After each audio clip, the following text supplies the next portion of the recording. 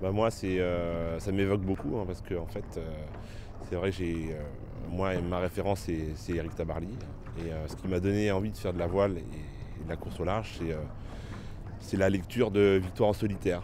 Euh, c'est vrai, j'ai un peu honte de le dire, mais c'est que quand j'étais jeune, je lisais très peu. Ça m'intéressait pas trop la lecture. Je préférais aller jouer au foot.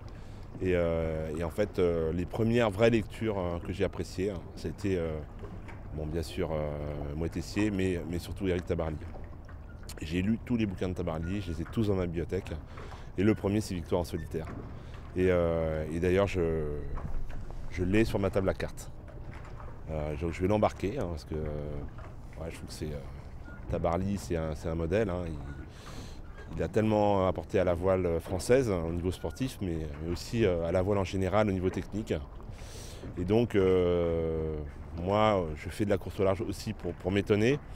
Et en fait, voilà, jamais j'aurais pensé pouvoir être au départ de The Transat Beckerley, hein, de cette transat anglaise. Et d'être au départ, déjà, c'est de m'étonner.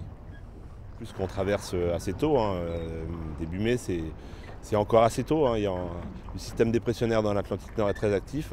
Et donc, voilà, elle est dure parce qu'on va aller à la rencontre de ces dépressions qui traversent l'Atlantique.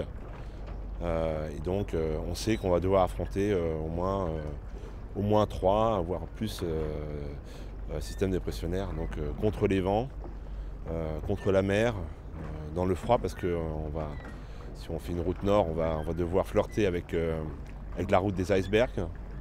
Oui, là, les icebergs de l'Atlantique Nord, la petite référence, c'est le Titanic. Hein, c'était en avril. Voilà, donc nous, on est pas loin. Donc c'est mythique. C'est mythique. Et d'arriver à New York, en plus, je trouve que c'est encore plus mythique parce que New York, voilà, c'était le nouveau monde. Hein, tous les migrants au début du siècle, aussi bien français, irlandais ou anglais, ils partaient en bateau de l'ancien continent et ils arrivaient à New York, à Ellis Island. Et nous, on va arriver, voilà, on va passer devant Ellis Island, devant la Statue de la Liberté. Hein. Et ça va être forcément un moment très fort et ouais, ça va être extraordinaire. J'ai un bateau qui est fait pour The Transat Beckerley. Hein. C'est un bateau qui est robuste, il est haut sur l'eau, il est facile à mener en solitaire.